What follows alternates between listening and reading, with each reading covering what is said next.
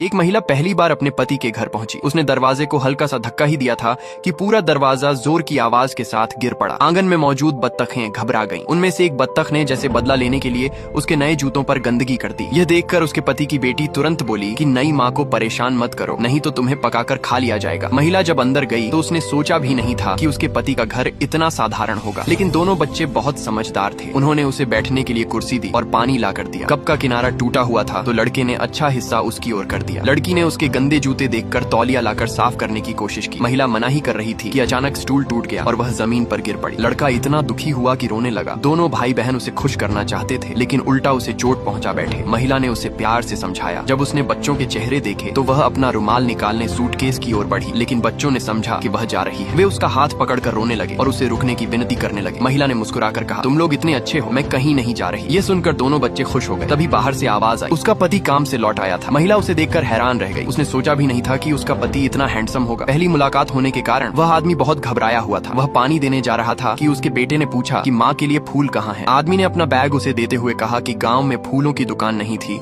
इसलिए उम्मीद है उसे ये फूल पसंद आएंगे। जैसे ही महिला ने बैग खोला वह चौंक गई। उसमें शुद्ध सोने से बना फूलों का गुलदस्ता था। आदमी को लगा कि शायद उसे पसंद नहीं आया। तभी बेटी बोली कि पापा और भाई दोनों ही पुरुष हैं, उन्हें महिलाओं की पसंद का अंदाजा नहीं है। फिर उसने एक घड़ी निकालकर महिला के हाथ में पहना दी। वह हीरों से जड़ी हुई एक महंगी घड़ी थी। तब महिला को समझ आया कि उसका पति असल में बहुत अमीर है। उसने हैरानी से पूछा, मेरी माँ ने कहा था कि आप मछली बेचते हैं, क्या मछली बेचकर इतना पैसा कमाया जा सकता है? आदमी उसे अपने फिश फार्म पर ले गया। वह बहुत विशाल था। उसने बताया कि वह समुद्री खेती एक्वा कल्चर का काम करता है। बच्चों ने भी बताया कि उनके परिवार के विदेशी व्यापार, होटल और टूरिज्म जैसे कई बिजनेस हैं। महिला को एहसास हुआ कि उसने गांव के सबसे अमीर आदमी से शादी की है। इससे पहले कि वह सब समझ पाती, आदमी ने उसे लाखों करोड़ों रुपए से भरी बैंक बुक दे दी और कहा कि अब से घर की सारी जिम्मेदारी उसी की है। महिला ने तय किया कि वह इस पुराने घर का अच्छे से नवीनीकरण करेगी। उस रात महिला थोड़ी शर्मीली थी और पति के साथ एक ही कमरे में नहीं सोना चाहती थी। लेकिन तभी दोनों बच्चे तकिए लेकर आए और बोले कि वे सब साथ में सोना चाहते हैं।